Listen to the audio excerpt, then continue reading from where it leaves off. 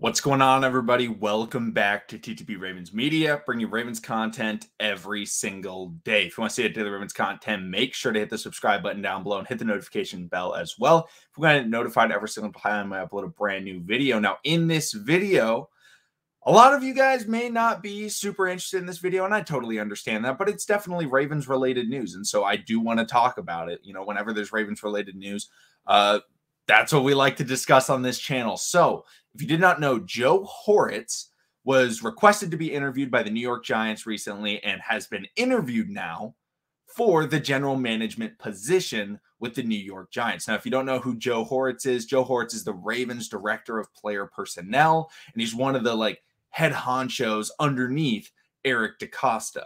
All right, so this guy has definitely been heavily involved with the Ravens organization. He's a guy that a lot of people have thought for a very long time that he has deserved to become a general manager at some point. And so, one, obviously, I think he does a very decent job. I'm not going to say that, I analyze every decision he's ever made. I don't know what goes on in those rooms, how much of it is EDC, how much of it is Joe Horitz. But, the Ravens organization has been good at acquiring talent. They've been good at figuring out what they need. And so Joe Horitz is obviously, I do wish the best for him. And if he gets the position, I would hope that he takes it because it's a good step in his career path. And it would suck to lose him. But, overall, you got to do what's best for you. And whenever you get an opportunity like that, I expect you to take it. But I got this idea from the stream that Joshua and I did. I can't remember if it was asked on Wednesday or if it was the stream that we did after the Ravens lost to the Steelers, where somebody talked about how Joe Horitz had been brought up to be interviewed by the New York Giants for the general manager position. And they said, what are the chances that he brings?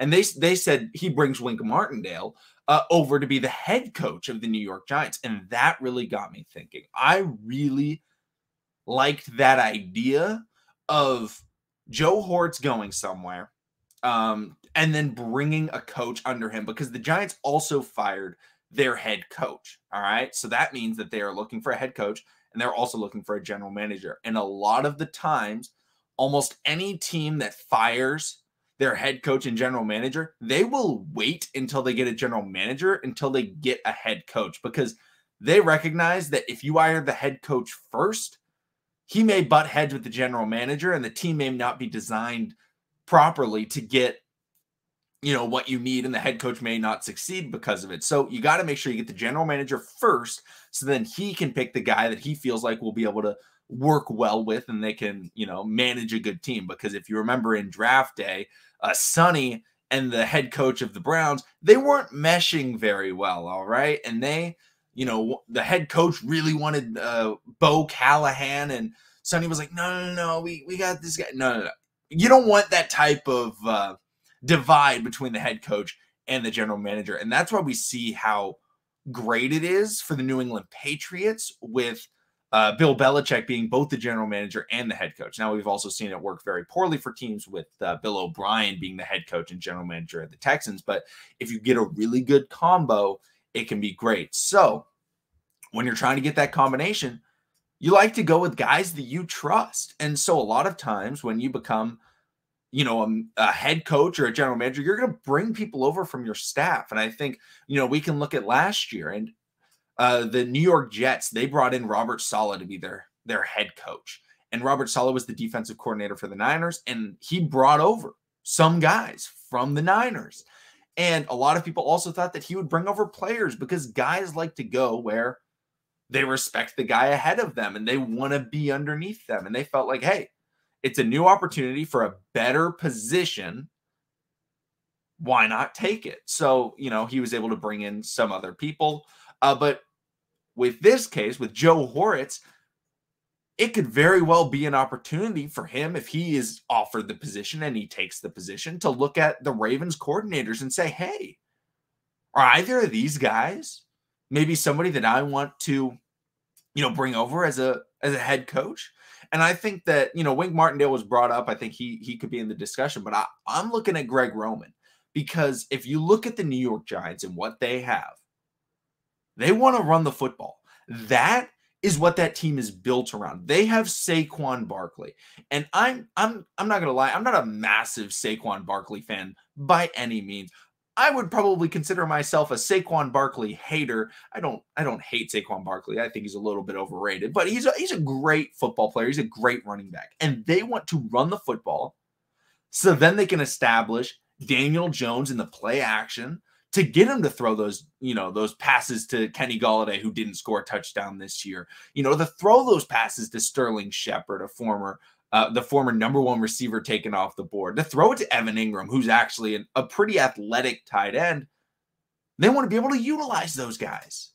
And Greg Roman, like him or not, he is successful when it comes to running the football. That is what he's good at. And he can help develop the New York Giants if Joe Horitz was interested in bringing him over.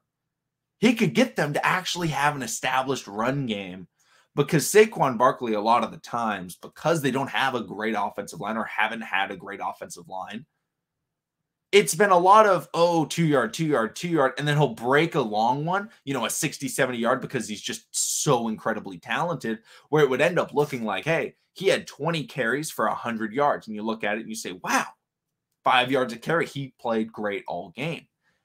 And then you watch the game and you're like, wait a minute, he's getting like 2 yards a carry, and then he had a 70-yard run. So he really wasn't, dominating to the level that he would want. And Greg Roman, I think, would really be able to help the New York Giants in terms of getting them that established run game. Now, I'm obviously going to preface all of this by saying, if Joe Horitz does get the job, that does not mean by any means that Greg Roman is going to be hired, that Wink Martindale is going to be hired. I'm just bringing up the possibility that could happen. Joe Horitz being hired, I think, greatly increases the chance that Greg Roman is hired, somewhere, or Wink Martindale is hired somewhere. Whether or not you guys want those guys to get hired elsewhere, completely another argument or discussion to be had. But if Joe Horitz doesn't leave, Greg Roman's likelihood of leaving to become a head coach shrinks. So I wanted to bring this up and talk with you guys. Do you guys think that this would be something that you would root for? Would you want it? And also, if Joe Horitz gets the job, it doesn't mean he's bringing over Greg Roman. It doesn't mean he's bringing over Wink Martindale. It's just there's a chance that he would. Maybe he's like, no, I really want Kellen Moore. Or, nah, I really want Brian Flores. He's a great coach. I personally really like Brian Flores. Oh, I really want Todd Bowles. He's doing a great job in Tampa Bay. It's not a guarantee, and I'm not trying to portray it as a guarantee. I'm just bringing up the possibility, and I want you guys to understand that. But let me know in the comment section down below what you guys think about this possibility. Would you be rooting for it? Congratulations to Joe Horitz, at least just getting the interview. That's always great. I love when Ravens staff and personnel are able to get recognition that I feel like they do deserve. And Joe Horitz has been a guy that's been undervalued and has been a top candidate for general manager positions across the league. So shout out to him for getting the interview. Hopefully he did well in it. But thank you, everybody, for watching. Subscribe for daily Ravens content, and I'll see all of you again tomorrow.